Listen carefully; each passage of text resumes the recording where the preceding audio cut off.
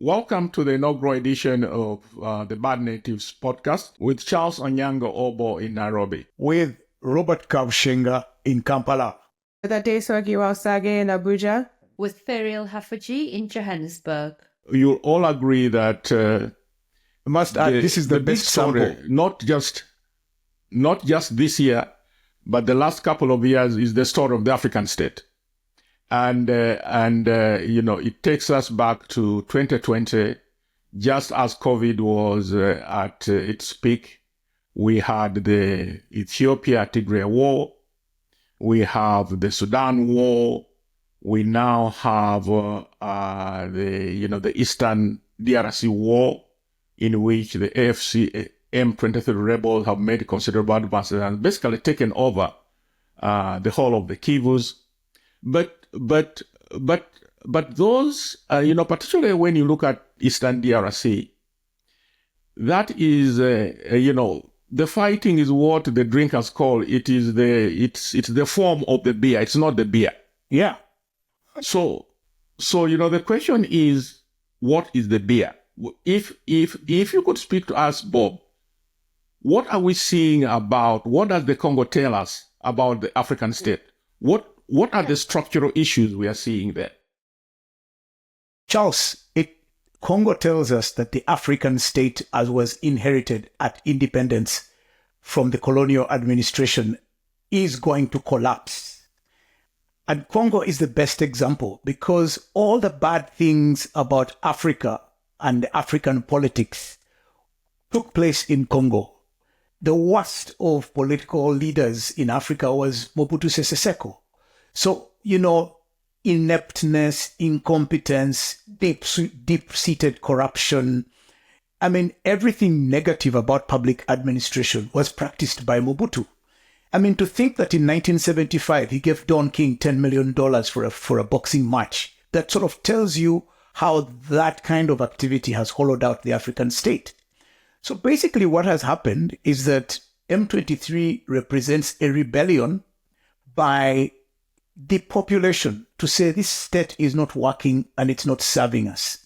And now African states are in various degrees of dysfunction, whether you look at Mozambique, Zimbabwe, you can go across the whole continent. The only functional states you can really talk about are Botswana, Mauritius, with some small degree South Africa, Morocco, Egypt. The rest of us are in degree. And what Congo shows us is how we're all going to end.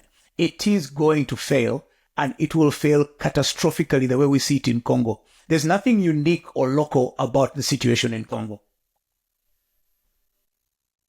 And Charles, if I may just add that actually the most interesting thing is going to be what M23 does with its control in the area in which it is active. If M23 takes, its model from Rwanda and delivers 50% of administrative effectiveness, you have another Somaliland on our hands. A portion of a failing country that defects and decides to make their part work for them. So you better expect that example will be followed. I mean, I wouldn't be surprised, Sure. Firio, if tomorrow the Western Cape decides that the rest of South Africa is dysfunctional and they don't want to be part of you anymore. Yeah, why are you saying, oh my God, tell us? I'll tell you, I'm going to tell you is that I'm really interested in what you're saying. So in last year's election, for the first time, we saw the idea of independent Cape Republic emerging. There were 2 or 3 parties which didn't do well at all, but the idea of Cape independence showed up in many of the manifestos which I analyzed, that there's a seeking to break away from the central state and to devolve more power to the Western Cape, which is one of our 9 provinces, and it is the one that really does work the best. If you traverse South Africa, the difference is palpable. But I wanted to add another form of state disintegration into the pot here. Is the term we use here is state capture. And South Africa, as you know, is regarded as having been captured for what we call a lost decade, where all our key metrics of growth, employment, development all went backward as grand corruption settled in a way that wasn't that different to what happened under Mobutu Sese Seko in the DRC. Not as violent, of course, but the kleptocratic quality of that decade is now called state capture. And I must tell you, trying to put a state back together in a coherent form that works for its citizens, extremely hard work. That's where we find ourselves now, and why I think President Ramaphosa is struggling as he is. Huh? Yeah, experts in state capture says Nigeria. Absolutely. I mean, that? I think the lexicon, yeah, Adesuwa, I'd love to hear. But Adesuwa, speak to us, because touching on what Pharaoh just said about Western Cape, what Bob has said about the Somaliland situation, the argument has been made that actually, if you look at DRC, that the solution is some kind of robust federalist structure, and then it raises the question: if that is the solution, how come we had the Biafra War? Because the Biafra War has a very uncanny resemblance to the events in DRC. The same groups which feel marginalized by the center, and they have had enough, and they decide to take a militant option. Or you could argue that Nigeria was saved because it was a federal state. Yeah, so I think what's the your take? Biafra War. Yeah, I think the Biafra War, the history of the Biafra War is very different. And you have to also consider that the area that was cut out for Biafra, one was the oil-rich area, but also would have then featured new minorities that had historical grievances with who would have then been the majority tribe of Biafra, who is the Igbo tribe, right? So even though because they are one of the biggest tribes in Nigeria, but in that cut up of Biafra, you then had people from the South, the Ishakiri, the Bini, that who did not necessarily want to move away from Nigeria or then become this different type of minority. But in Nigeria, we don't really like to discuss any secessionist movements. We have one now brewing in the southeast with IPOB, and we've had different talks come up from different parts of the country, and you have it come up over and over that the North and the South simply do not fit together. But we don't talk about it because we have a violent history attached to it.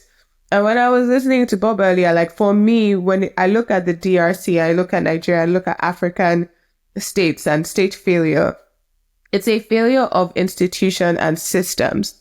I always say that if an institution, we have it happen in Nigeria over and over, they weaken the institutions and the laws for one man.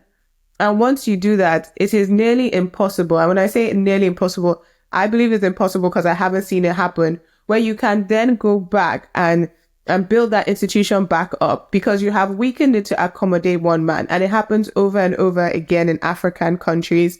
And it's happened over again in Nigeria. And you get to a stage where your institutions, your laws, your judiciary, everything has been so weakened by the corruption because you think, oh, this one man is good enough and this one person, this one individual, we should make exceptions for them, that you get to a stage where nothing functions. Nobody believes in the system. In Nigeria right now, the Senate can take an action that they know would be found illegal by the judiciary, but they do not care, right? And I think it's an interesting parallel to America because America is now having a real test to its systems, right? Its institutions with a Donald Trump. But with Africa, we've had so many Donald Trumps. And the institutions and the institutions were weakened every single time you had your Donald Trump. And so now, I don't know. I when I was listening to Bob say that you think everything will end up catastrophic, I was like, oh my gosh, I hope not. But I also see why, because we have a pattern of weakening our systems and our institutions for these characters, these Mobutus and Trumps and Buharis like we had in Nigeria. But I don't know. I don't think a secessionist movement, particularly in Nigeria or in most of the countries in West Africa would be a positive movement right now, particularly because of the insecurity in the Sahel region. But the question I'd put to you, folks, is why? Why is state capture possible? Why is this degradation of institutions possible? Why do sometimes governments, just run down the economy? Why is it possible? Is there something, unique about our circumstances and politics which explains that? I'd like to offer a thought that's perhaps a little more, I'm somebody in search of hope. And maybe that's because I really bought into Obama's philosophies. But Adesuwa, here where we find ourselves, and I'm busy doing a series on it, it's called The Fixes, where how do you put an institution back together? And I suppose the example I want to share with you is when it's been gutted and captured and rent extraction has taken place, if you have a strong enough reform movement from the bottom, which is what happened here, you saw a political change. And now where we sit is trying to fix institutions. I'll give you the case of our revenue authority. The collections are back up to where they were, and the system has been repaired in that its collections, the practices put in place in the democratic period, new leadership, etc. I have to believe, guys, that institutions can be repaired if there is sufficient popular pressure from below and a really strong civil society. So it interests me, Adesuwa and colleagues, that you feel like, no, the state cannot be re-embroidered in any form. It has to crash and then be remade. Huh? No, Firio. I'm not saying that it's a hopeless situation. I'm just telling you that don't look at Congo as an aberration. Congo is the extreme form of what's going to happen to all of us. We could never, ever have imagined that South Africa would suffer from, when Mandela was president of Thabo Mbeki, you could never have imagined that South Africa would be susceptible.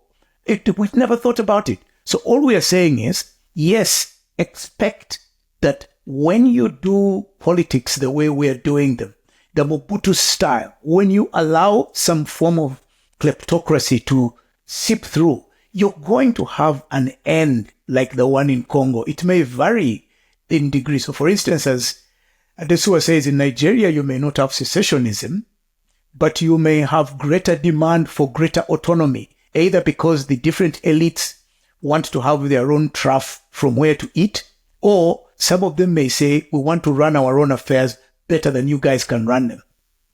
So I actually think that this issue creates a crisis for the African elite, because for all countries in the world, it's the elite that determines the direction. The question is, do we continue trading in marketplace politics, or is there a group of people that, like you say, can stand and push for reforms that are for the general social good? And if we are very clear, either we go that way and you end up in a place like Botswana or Namibia, or you don't and you end up in a place like Zimbabwe or even Congo. So that's really, for me, what I am telling Africans to look at, especially the elite and the more enlightened people, that your fate is exactly the fate of Congo. That's a hard one to hear. Hey? But look at it. But because one of the interesting things is that even where you have stability, you still have quite strong elements of fragility. And nothing has brought this to the fore like, the aid cuts by the Donald Trump administration. Because all of a sudden we find that virtually in all Africa's leading economies, South Africa, Nigeria, very, large elements of their critical health budget is supported by aid. in some African countries, the whole total, anything up to 60%, even more for some countries of their budget were aid funded. So there is, even when you have, even on the outside, a sense of serenity and balance, we still have these internal fragilities. How do you explain that Nigeria and South Africa are so dependent on US aid? So Charles, in South Africa's case, I keep something called a Trump tracker, which maybe we can share next week. We've really been in the crosshairs of this new guy. Hey, Adesuwa, have you seen? Like 7 posts and at least 3 executive orders. I think I'm going to look today. I'll find another 2 of them. So for reasons we can speak about in future, we are right there. And so these amounts by which most of our HIV/AIDS drugs are funded is gone. It is simply gone. Last week, the axe came down on it. But what it's prompted here is a very important debate. So much of our health budget is about 440 million, I think, should not be aid supported in a middle income country like ours. And so we're watching today, is the health minister, he absolutely has to fund that locally. And I don't know if you all know Gift of the Givers. It's this amazing philanthropy in South Africa. Its leader, Imtiaz Suleiman, yesterday put out a call to South Africans, to its philanthropists, to its business people, to ordinary people like us, saying, we cannot be bullied this way, and we actually have to find those resources because it's the only major part of our budget that's aid dependent. We could talk later about what's going to happen to our BMWs, our nachos, that's a form of orange, and our apples, because that American market is gone later this year. We're definitely going to lose our AGOA benefits given the mood in Washington towards Pretoria at the moment. I don't know how things are looking in Nigeria, Adesuwa. Well, first of all, in Nigeria, it's a little bit different because it first started with the U.S. congressman whose name I've forgotten, who in Congress said that USAID was funding terrorist groups, including Boko Haram. Now, it looked like he was reading from a list. Wow. I wish he had just skipped the word Boko Haram because it caused a tizzy across Nigeria and a lot of issues. And at that point, Nigerians were asking for the US to stop aid. And I say Nigerians, but it comes from a lot of ignorance. And I think what has happened here is we've had our Minister of Health and the President step in and increase funding for healthcare services. They've put $1 billion aside for maternal mortality to prevent to reduce our numbers, because women dying during childbirth in Nigeria, I think it's one of the highest in the world. It was a very horrific story in the news last week of a woman who gave birth to triplets and was unable to get to a hospital, and they put her in a wheelbarrow with the babies to try and get her to a hospital, and both her and the children died. So very horrific stories like that are coming out of Nigeria more and more. But so our health ministry and our president is stepping in to bridge the gap. But the public and public perception of US aid is not positive, particularly because of this idea that the congressman put out, Scott Perry, I believe is his name, a Republican congressman who said that US aid is funding Boko Haram. And a lot of people took that as fact. It was even discussed in the National Assembly, and they've called for investigations into the aid groups and into these aid organizations. Now, people who work in the NGO space and in the healthcare space are stressing that the government needs to step in and do better work when it comes to HIV and AIDS prevention and medication testing. In Nigeria, what I have found is that these social service issues. What you said is the most important thing earlier when you said you need public pressure in order for these institutions to change, right? And you need it to be like popular pressure. But the government, people are so used to having failed government that they don't pressure the government for these things because they don't even see it as a failure of government.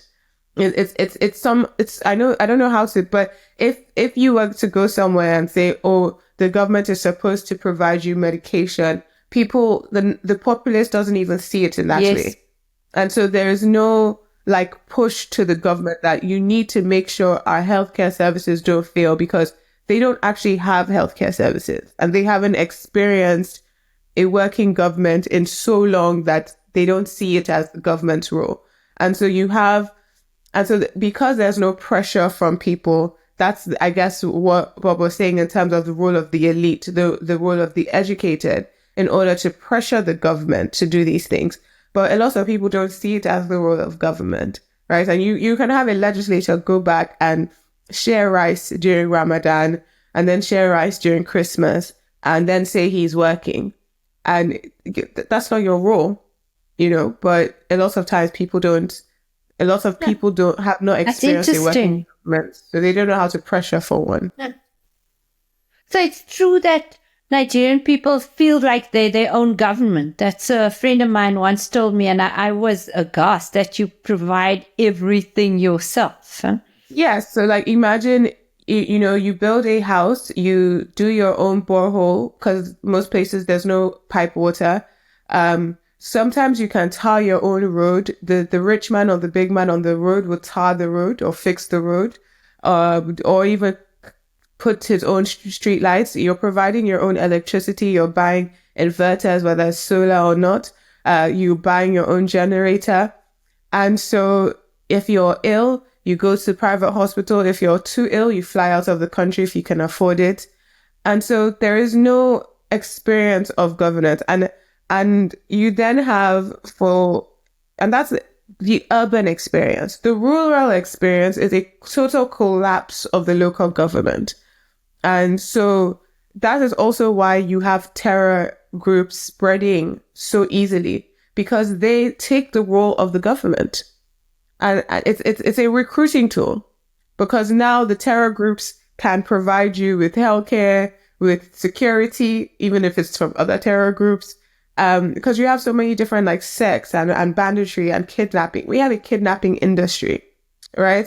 You have vigilantes. You have so much that's going on in the country. So when there's a total collapse of local government and there's collapse of local government services, people don't engage with the governance structure in the same way. And so, yes, for a lot of people, what the government is maybe a tax collector or a police officer on the road. But the argument has also been made, Pharaoh, that actually by as Adesuwa says, this exit by the middle class and this idea of private solutions to public problem, it actually makes the situation worse. It's that you actually do subsidize the state if you take private healthcare, that you do actually allow the state to get away from its responsibilities if you build your borehole and build your road, and that our solution just adds fuel to the problem, and that we are complicit in the bad governance and failure, state failure. It's really interesting, Charles. I agree. I fully agree. I think the Nigerian people and the Nigerian elite in particular are responsible for where we have gotten, because at every opportunity to fight, they opted out and they just found a way around it. Like, as people say here, oh, when you think you've hit the bottom, you'll find a basement. And when you've got into the basement, you find out that there's a soccer way under, or there's a gutter under that. Nigerians will always find a way, and you're not supposed to actually. Sometimes you just have to go back up the stairs and fight the people. But there's willingness, and I don't know if it's because of all the military coups and, the breaking of people's spirits over time, but there's really an unwillingness to fight. So interesting. So, I mean, what about Nuhu Rabadu or Aisha Awori or people who stand up to remake, reshape, redo and Nassar? But am I again looking at the world with rose-colored spectacles? Nuhu Rabadu is a very interesting one because a lot of the people who he called out for being corrupt and the problems with Nigeria, including the current president, he is now allied with, he is now working with, and he is now fighting for, or on behalf of, as the NSA. He's the National Security Advisor right now. He also allegedly wants to be the president of Nigeria in 2031. He has fallen out very publicly with Nasir El-Rufai, who has gone on TV and said that Nuhu Rabadu is trying to orchestrate his own disrupt his life. Yesterday or just 2 days ago, Nasir El-Rufai left the APC, of which he was a founding member, the party which Nuhu Rabadu is now part of. In Nigeria, it's always interesting. We have people who were the lawyers, who were fighting the military, who are now part of the government and have some claims against them that are unbelievable. The current chair of the ethics committee in the Senate was debarred in New York for fraud. There's so many. Sounds like a Nigerian movie. It's a movie, man. No, but more seriously, I think that we must explore the issue that Ferial raises. There is hope. Where do we find it, Bob? What are you seeing? And you are a man with many talents. You do many things. You see, Charles. What are you? Because it's. I just read. I caught up. The developments around the Great Wall of Africa, this green wall that is being built across the continent, and it is just dramatic what has happened since 2020. Just the number of initiatives and the way a number of pieces have come together, and now the wall is being built. And then there was this incredible story, a while back about communities which were displaced by the Boko Haram war. And, these were refugees who were basically cast in the desert, and they just created a new forest. They just created this green paradise. So, there is, it seems that,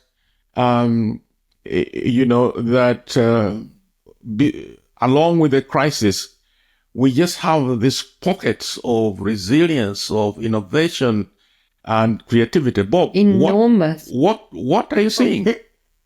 I am laughing because first I see the collapse of a certain section of the African elite, one that had bet on the Western world funding its existence through various ways, either by taking on their obligations in social services so that they can steal. But do you remember, I just want to remind you of something that caught at least me, and then I referred to you by surprise.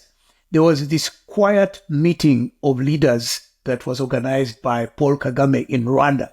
And then suddenly you had all of these people sitting and discussing the problems of the African continent. How it was put together was out of fanfare. There was no issues. So what you're going to see is innovations of the type that young Africans are doing in the fintech world. A lot of these people are going to go outside the state to find solutions to their lives. And then earlier on, Ferial was talking about how solar power companies are beginning to supply electricity. So what's going to happen is that the African political elite, especially in sub-Saharan Africa, is going to face a crisis of existence. Because of their failures, the African population is going to have to find solutions because they can't just die away. So, and let's go back to where we started in Congo. M23 is a response to the failed Congo state. There's going to be many other M23s. They may not necessarily carry assault rifles, but you're going to start finding people acting outside the state to make solutions work. So you can be sure. I mean, if you think about it, I know you guys spoke about this earlier on, but I want to go back to it. USAID is going to take about $500 million out of the Ugandan economy. It's going to leave immediately. They've been bringing $500 million per year into the Ugandan economy. Now, everybody is talking about health services. For me, that's not the issue. The macroeconomic implications of that will mean a weakening of the shilling. You are unable to have an import bill. We're going to start to look at how our economies are constructed. One of the things we're going to go back to is to address the question of our competitive advantage or comparative advantage, which is agriculture. So the whole of the African Union guys have neglected agriculture. The only place where agriculture makes sense is in places like Botswana, used to be in Zimbabwe. South Africa is still at it. So if nobody is paying for your lunch, you're going to have to cook that lunch and eat it yourself. So the lunch for Africans is going to be in fixing agriculture. Even the countries that have extractives are going to struggle to convert that money into a beneficial economic activity. So I see the hope in the fact that Africans are going to defy or work around their states, and hopefully the state will become irrelevant. And once it becomes irrelevant, it will have to find a new social contract with African people. And I saw this in 1989, and we can talk about that. Maybe Furio doesn't know my other life. No. Furio, I was involved with the ANC guys here. So some of the big people I see in your government are people that I knew here. But They're your even friends. they did not anticipate You the must have a collapse chat of the with Soviet them, Union. right? So when the Soviet Union collapsed, it's part of the reason that it was possible to have political change in South Africa. So that's what I wanted to point to, that there's going to be a forced change. Trump is going to remake the African political establishment. So Trump is the best thing that has happened to Africa in a while then. Really? That's quite a provocative statement there. Huh? Trump is the... Well, there's a big challenge I was reading today is that, I mean, are our billionaires, our millionaires going to rise to the occasion? If Do they not have through that culture? philanthropy, then through investment. First question I to wonder ask if is... they have that culture. I think because- some of them have the culture. I mean, does Flutterwave have the culture? Does Time Bank have the culture? These are our two latest unicorns. Or are they just building their own businesses, and does that then filter through into the fiscus by taxes and jobs, etc.? So the first thing, I'll just respond to that by saying that in my view, the first industry that's going to be hit is the corruption industry. There's going to be very little to steal. And to steal it will mean that you completely take away from the population. The politics of patronage, where people can now host trade and go to the political marketplace and trade out their political advantage, is going to end because there's just not enough cash flow to fund that kind of politics. So the question that's going to face the leadership in the African continent, including the so-called billionaires, who, by the way, have arrived at that position out of political advantage rather than innovation, is can they part with their money? Do they have enough balance out there to bring back into the country? What is going to force us is to examine the elite, the African elite will have to examine the question of how resources are allocated in a particular country. So budget debates are going to become interesting. In Uganda, we have a very crazy thing called supplementary budgets. I once said that the Ugandan state should stop budgeting annually. They should budget quarterly. Because every time they read the budget, they come back and ask for more money for politicians. Those things will no longer be viable because either you have functional hospitals and schools or you buy off politicians. If you don't buy off politicians, you'll have bad-tempered politics. If you have bad-tempered politics and you can't pay your army, we're going back to the time when soldiers will try to determine the political way forward. You know, I have to disagree with you so much here, and I have to send out a warning coming from Nigeria, is that the bottom always has a basement, because a lot of Nigerians believe that. They believe the money will reduce, therefore they will do something. And then all of a sudden, because our whole agricultural sector collapsed. Nigeria is a country that there is no reason that we do not have commercial agriculture in Nigeria. For so many agricultural products, from shea to cocoa to even strawberries. There's so much. Nigeria is actually blessed with so much, and we're not producing a lot of things on commercial scale, even to export. And we used to do that, even just groundnuts, you know, like even palm and palm oils. Nigeria imports palm oil from Asia, Nigeria, what? You know, and at every stage, yes, we import palm oil. Nigeria imports palm oil. And at every stage, Nigerian elite, Nigerian students said, the money is going to reduce, so they'll stop stealing. No, they find new and creative ways of doing it. They're talking about supplementary budget. Last year, we were running 4 budgets concurrently in Nigeria. And I would do a budget review, you know, and I always go viral on social media. And that's how a lot of people know me. And I'll do comparative analysis. And I'll be like, okay, the State House has budgeted 9 billion, let's say, for cars. That is more than the whole budget going to some universities. That's more than the health insurance for civil service workers in the federal capital. That's more than the payment for retirees under our healthcare services. We're paying 180 million for tires. That's more than they budgeted for maternal care under the Ministry of Health or something. You do this comparative analysis and people are upset. Wow. And then that's it. Do they go to the streets? Do they write to their...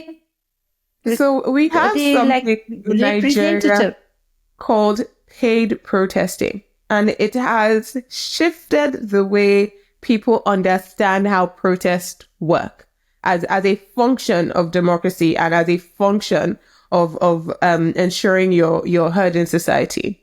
Because you have politicians funding protests. And it also means that politicians or people in power themselves do not believe in any protest as a genuine outcry from people. They always believe it's a tool of the opposition because they also have utilized this tool. And so so they don't engage, right? We had an anti-police brutality protest, the NSAS protest also around COVID, right? The members of government and the people around the president believed it was funded by the opposition. They could not believe that a protest against police brutality could spread across the country and be led by the youth and be sporadic. It did not exist in their reality. And so they refused to deal with the issue of police brutality. They felt like, oh, this is just a cover. You want regime change. My opposition is funding it. It's the opposition party. And they kept speaking to protesters about regime change. That's not why we're here. That's not why people are on the streets. We're saying that police is brutalizing us, but then the system can't really respond to it because they can't hear it. Right? And so that's why, for me, my cry to all other African countries is, don't believe that politicians will not find a new, innovative way to steal. don't believe that the pie will get so small that they will not still be able to have a crumb of the cake. You know, what happens is the people at the bottom suffer, and Nigerians still do this. You know, people say at least it will touch everybody, which means that Nigeria will touch everybody. The corruption will touch everybody. Everybody will suffer from the devaluation of the naira. Everybody will go through it. And I'm like, this is a complete misunderstanding of how a system like this works. I know people who are much wealthier now than they were 2 years ago. They haven't done much, you know, they're not innovating, they're not working in tech, they're just working in government, right? It's not going to That's why, you know, speak to us. Okay. Let us presume that actually nothing changes, that it continues. And Robert also spoke on the rest of this. It puts us in a situation where we are to look at the optimistic scenario. Robert said, and Pharaoh, that some green shoots and new societies and new ways of organizing will emerge. And but there is also the view, and both Robert and yourself are pushing it, that this predation will continue. So let us presume that it continues. What is the worst that could happen? Assume that this continues, that they continue to find ways to steal the little that is left, that the people get more and more deprived in terms of the risks that then African countries and probably the continent, collectively faces. What would happen if these predatory states become worse? Charles, the most interesting book I've read is Sudan's Unfinished Revolution to Democracy, something like that. It's an analysis of how and why Bashir collapsed and why the protests of the time succeeded. Now, it was not that the protests were different or organized differently or stronger. It was simply that Bashir ran out of money to continue funding the predatory nature of his state. And a huge and unsustainable economy had grown around the Sudanese state in terms of the military, security agencies, paramilitaries, and all sorts of people. Now, once Bashir no longer had money to fund that, he had to go. So what's going to happen to many of these African states is that they will simply run out of money to manage the politics as they've managed them. That's the fact. Whether you like it or not, it's going to happen.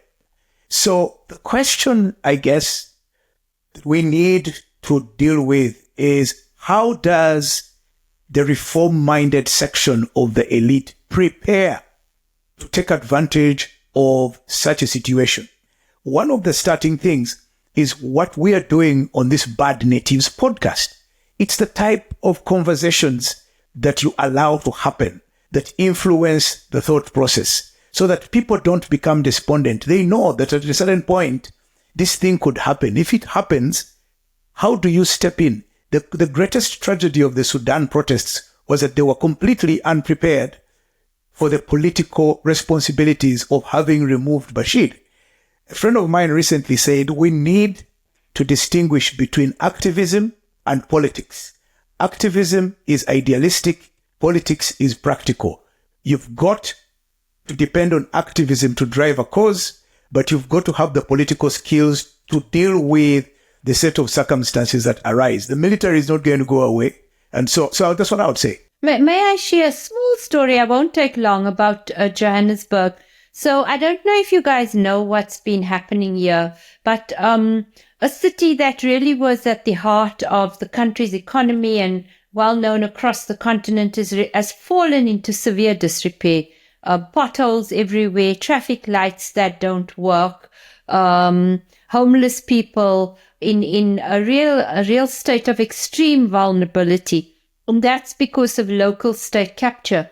But because of communities using technology like WhatsApp, like X still, they made the noise got so loud. Also the G20 is coming here, which is another story. But suddenly the president was here last Where week. has he been? And there's now a working group. Where did he live here? He lives in Joburg, you'd never say. But suddenly there's a potential working group now. But that point you make of how do you turn activism into political change is one that we're grappling with now. Civil society has been pushing that the city can't collapse. How do we become a part of that process? How do you change your tactics? How do you ensure the budget is properly spent? How do you ensure that a good city manager is put in place? Though it's really interesting what you say, Bob, because that's where we're sitting now in Johannesburg, is to make that transition. And probably you can extrapolate that it's a bigger challenge for all of us. Definitely. I agree there. And I also agree with that, because I also say to people a lot of things about government is it's the day-to-day mundanities, like the mundane nature, the repetitive Yes, exactly. nature is what people don't really want to deal with, right? Activists there can be a spark for a movement and people all come out and then they go back home. But you have to be as day to day with it as they are, right? As the people in charge are. And I also say to especially young people, Yes, is that you have to get involved at the local levels, at the lowest levels, join parties, become delegates, run for the small positions. But a lot of people in this world feel that they want to opt out in order to better themselves, right? And I understand that, but people rather work in a bank than go be a local government chairman somewhere, right? But those people who are educated... You want to make your life better. Huh? Yes, but the people who are educated keep opting out. And so then you leave the politics for some people who may not have the best intentions, right? And it has like a compounding effect. But remaining in Nigeria, if you just see what Aliko Dangote has done with his refinery, because a few years ago, 2, 3, 4 years ago, everyone thought he was mad to spend so many billions on a refinery. And he has had a lot of problems, some very crazy Nigerian problems. But the data is showing us that he's beginning to get results. He is exporting to West Africa.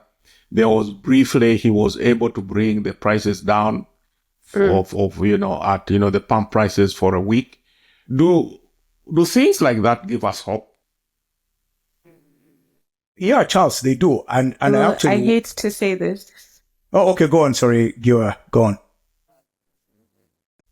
Oh, sorry, because I was going to say I hate to say this, but Dangote does not give me hope. Dangote's practices, the lowering of pricing. No, because we have to be honest about certain things, and there is no benevolent billionaire, right? And Dangote built a refinery, and he built a free trade zone mostly because he wanted to export. The idea was not to sell to Nigeria, and the idea was not to benefit Nigerian people with this refinery. The idea was to make profit, and most of the export, he's been able to export to, I believe, Saudi Aramco, aviation fuel and stuff. The idea was not to better the Nigerian people. But Dangote's practices, if you look at Dangote Cement particularly, has been working in conjunction with the government of the day to monopolize an industry. And usually what will happen is he would get because Nigeria did not have a unified exchange rate. Dangote would be able to access dollars at the official rate, which is lower than everyone else can access it. And he would be able to charge lower prices than anyone else would be able to compete in. And then he would essentially have the monopoly of markets. And you have to consider that these are important markets: cement, flour, sugar, salt, what we eat, how we build our homes, and then oil. And so I think for me, it's not hope, it's actually of concern. Because what happened is, it's true. No, but what about those who say, we need to have our own rubber barons? Charles, I think it's of concern to me. I bought all the PR, Adesuwa. It's of concern to me. I think it's a good thing to have a refinery. No. We need to have our own greedy capitalists, our crooks, our The robber difference, barons. Charles, is that they're working on behalf of people outside of our countries. That's why they're not very useful to us. Ask Furio what happened to who are the Gupta brothers. They ended up working for the Emirates. They were not working for South Africa. But they were other people's rubber barons. No, they robbed everything. I think Patrice Mob, they robbed everything. They were not the kind I think you're looking for, Charles, is like a Patrice Motsepe exploiting minerals, but also building the biggest green energy plants that you can imagine. It's there. I think there's a few. I think Mo Ibrahim with his foundation has shown us some path, but maybe I'm wrong because I was very wrong Charles, about Dangote. I agree with you. No. I think Dangote is I don't know. Charles, I also think what you're saying is very important. We need them to do the good things also, to have like Tony Elumelu has the foundation and stuff like that. We haven't seen that type of philanthropic legacy from Dangote. Charles, what I wanted to say is, yes, you're looking at the individuals with clout and money. But one of the areas of hope is, and I know you're very familiar with it, and I would really like you to speak to it, is the Gen Z movement in Kenya and how they were able to organize a protest and have, for all intents and purposes, dethroned the traditional political opposition to the extent that we've had, I think, the 7th or 8th handshake where Raila Odinga has gone back into government because now he's not considered an opposition leader anymore. I think that when you see sophistication with younger people redefining the discourse and redefining what their aspirations are and should be, for the Gen Z in Kenya, and Charles, you really talk to this, to have had an analytical approach to the budget and made people understand the issues around the budget in a simple way for younger people. In our case, in Uganda, there was the big debate about coffee where simply the government position was torn to shreds and it had to be forced through purely by political force and military threats rather than power of argument. For me, that's where I see the hope, that the enlightenment of a generation younger than us is defining for them what the future of the continent. So I'll let you guys talk to that, because for me, that's where the hope lies, that my children are more enlightened than me. They will not accept things. In fact, not only will they not accept things, they are questioning why we're accepting certain things as their parents. So, I mean, Charles, you saw this in Nairobi. Yes, Bob, and this, and one of the things, if people say that the Gen Z protesters in Kenya got everything right except when they said they were leaderless.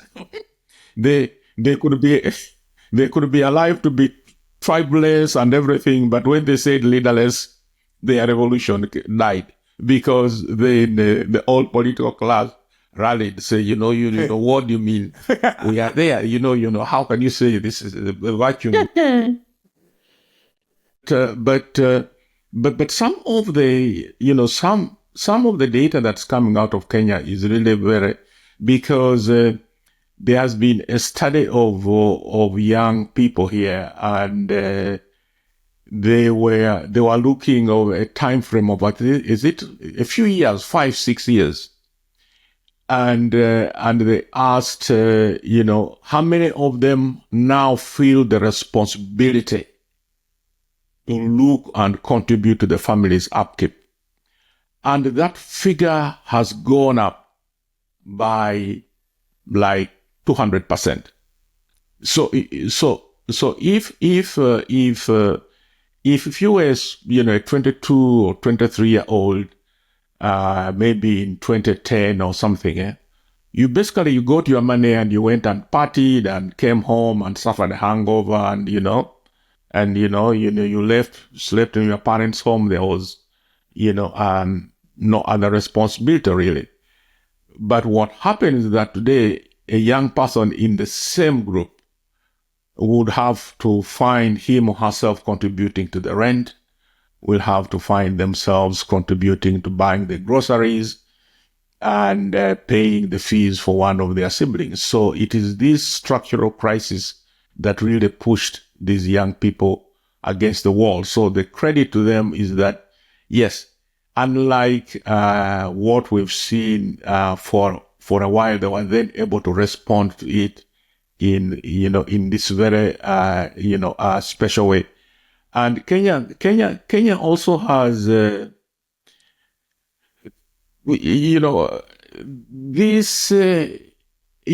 The irony of this is that President William Ruto ran really the first, multicultural campaign. He was a very, very successful in breaking down ethnic barriers. And basically he wrote to victory upon that. So in many ways, he became a victim of his own success, because when he was then in power, the logic of running a country which is tribeless, where the historical advantage of your family no longer matter, I think it became a challenge which he grappled with, and he got caught swept up in this Gen Z. But if we can see a lot of this across more of Africa, yes, there's a building block. But also, I think we have to be realistic. There will be pushback and to be violent in a lot of these places, because in Kenya, it ended with a few arrests and a few deaths. There are some countries, where we can fully expect that something like this would result in thousands being killed. So yes, Ferial, the cost in Kenya is relatively low. Charles, I was going to tell Ferial and Adesuwa that one of the funniest things about that Gen Z protests in Kenya is that one of the protesters rode off with the police horse. So who could have ever imagined That's fabulous, man. Never imagined that a protester would know how to ride a horse. And so there were these crazy memes where the police was asking for its horse, and there were photos of the horse on a balcony on an apartment block tied up there. And the Gen Z... But the point, Charles, that I wanted to drive home a bit is, let's not underestimate the effect of changes in technology. One of the effects of the changes in technology is that it undermines the ability of an already inefficient African state to control its citizens. And so that has a very liberating effect. And let me throw in another one for Ferial to think about. You see, this whole thing where Elon Musk is using his muscle with Trump, one of the things he's going to want is for people to sign up, or countries to sign up to his something. Is it called Starlink? Yes. Starlink. Now, if people are on Starlink, the president has to think twice before he switches off Starlink, because it's a choice between annoying Trump and dealing with your liberated citizens. So I think that technology is going to dismantle the ability of the African state to control a lot of variables, and will have an agency and empowering effect to the young people. And so that's the point I wanted to make. The power of the meme, the power of the meme as a revolutionary tool is yet to be written.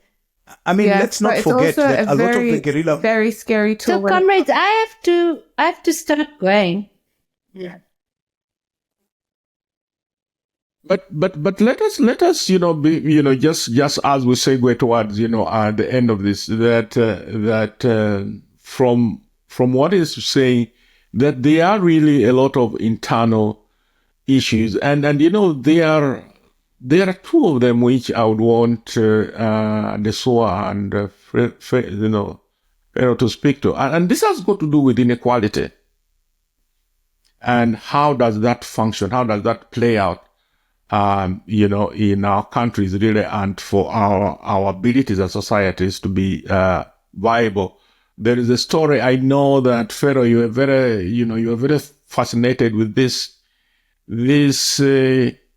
Some guy, who wrapped, McLaren worth $250,000 around a pole.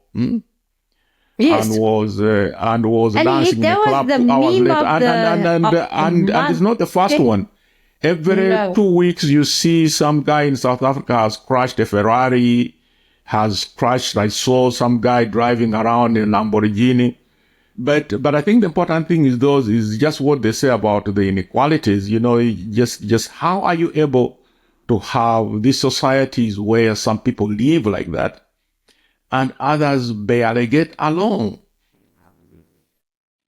And what was really interesting for me, Charles, is so that guy was living in Sea Point, which is it's a beautiful, fancy part of Cape Town. He's a Nigerian rapper, world famous, and so he crashed this McLaren. That meme was occupied socials for days, and then 2 hours later he was in a club.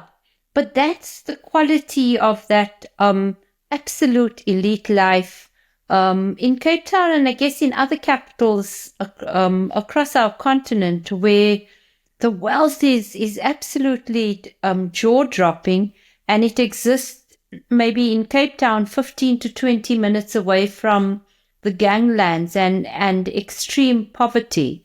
And the meaning of that, obviously, is something that occupies us all the time, but it was pretty, it was quite something to see, huh? Yeah, and then the way I think it manifests itself in Nigeria is this case of this Senator Natasha. You know what is Natasha? I can't pronounce her name. Natasha Akepoti Uduhan. She is a senator. She complains against sexual harassment, a charge she brought against the speaker, and she's punished. But it is also shocking what it tells us if you look at the data of femicide and how women are treated in Nigeria. I know it's bad everywhere, but Nigeria has its peculiarities. The inequality that we're talking about is just a question of scales. But the bigger question that is going to arise is, if an economy is not creating opportunities for work and for income for the broad majority, it just socially will not be able to sustain the discrepancies and the ostentatious lifestyles of the individuals that live in it. There will become points of protest, whether some people are able to get away with it or not. There was a time when, musicians, it's okay, they could be rowdy and violent. But now the question is going to be, if I am sitting in my father's house, I have a master's degree in finance, and I cannot get a job, a full-time job, I'm dependent on gigs. And then I see these guys linked to the state with a lot of advantage, living large, and I cannot take part in that life. And what makes it even more pronounced is the fact that social media allows people with ostentatious living lifestyles to display them publicly. I think we're really laying the seeds of a violent reaction. It may be a protest that throws the establishment out, or you're likely to see, as happened in Latin America, kidnaps, violent crime, and things like that. So let's not take it lightly. It may not lead to the overthrow of a government. It may just lead to a government not being able to manage the country. And even within the state, you will have people participating in criminal enterprises because the country and the state does not seem to be working for the broad majority. Well, I guess that this brings us towards the close of this, and just if we can reflect a bit what would be your parting shots for the week? What if parting shots of the week, of the month? What do you want to leave us with, Pharaoh? So my parting shot is, I really love the name you've chosen for us, the bad natives. And it's lovely to have an intra-African discussion on things, because you realize like how much our lives are similar and how vulnerable our states are, but also what we can learn from each other. So I've loved that. But my main parting shot is to just remember with love the feminist Zimbabwean writer and activist Everjoyce Wynne, who passed away in Johannesburg at the weekend. She taught me so much of what I know, and there's a generation of us who stand in her honor. So that's what I'd like to say. It was nice to have you, Pharaoh, and Thank you. See you next week. Robert? Hey, there is a guy called Rodrigo Duterte. Do you guys remember him? He executed, when he was president, he was executing people in Philippines claiming they were drug dealers. Now he's been carted off to the ICC to answer questions about killing those people. But it's not the fact that he's been carted off to the ICC. It was the clip that his daughter released where he was questioning how he was being stopped and hijacked without due process. He wanted to know what crime he had committed. And I wanted to ask him, how about the guys you killed? They could have asked you the same question. Why did they deserve to be killed? So it's interesting how people in power think that the law should not inconvenience them, and then they need it when they are inconvenienced by actions that are outside the law. So I think the Duterte story, especially that clip, reminds me of how Gaddafi, when he was finally captured by that mob, was asking them why they did what they were doing. Saddam Hussein, after he had been pulled out of a hall, he kept saying, I'm still president of Iraq. I mean, it's amazing. And I hope that the big men on this continent have time to reflect on some of those historic moments. True. Adesuwa?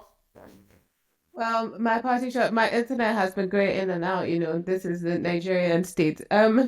But mine has to be for the Senate president of Nigeria, Senator Godswill Akpabio, who was accused of sexual harassment and then decided to spend International Women's Day receiving an award for being gender friendly, and then speaking to the crowd of women gathered there saying, aren't you beautiful or attractive? Have I harassed you? And the women laughed. I think my parting shot is that there is so much that gives me a His face is currently on a billboard outside National Assembly. I see it on my way to work in the morning. And it's on a billboard that says Happy International Women's Day. A man who's just been accused of sexual harassment and then suspended his accuser in a sitting that he presided over. So, that's the state of Nigeria right now. But the accuser has gone to the UN and has raised her case there. So we'll see where it goes. But that's what I'm dealing with. I'm about to go now to go and interview some of his protesters, because yesterday I asked them to read the banners they were holding and they could not read it. And that's my thing with this the inequality and the inequity and the tech. If we do not have an educated Gen Z, if our education systems are not guarded very well, then technology will just be used against us and be susceptible to, fake news and misinformation and AI, and weaponization of poverty is a huge problem here. So yes, that's my parting shot. But I'm happy to be here, rapping for the young ones.